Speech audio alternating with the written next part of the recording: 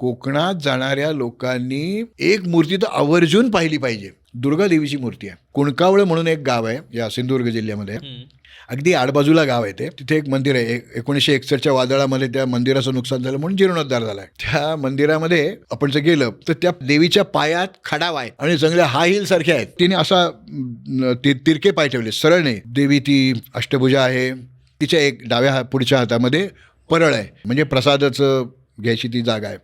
त्या दोन पायांच्या मध्ये पण एक पानपात्र आहे. तिच्या डाव्या बाजूच्या इथे गंडभेरुंड कोरलेला आहे, मोर आहेत कोरलेले. ती मूर्ती आपण समोरून पाहतो, खूप छान वाटते आपल्याला.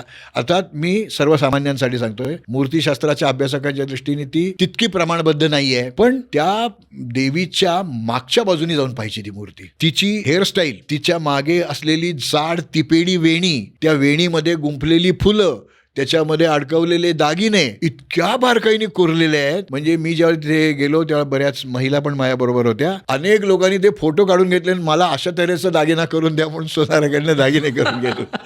तर याचा अर्थ अशा तऱ्हेचे दागिने त्यावेळेला होत होते आणि हे समृद्धीशिवाय होणार नाही.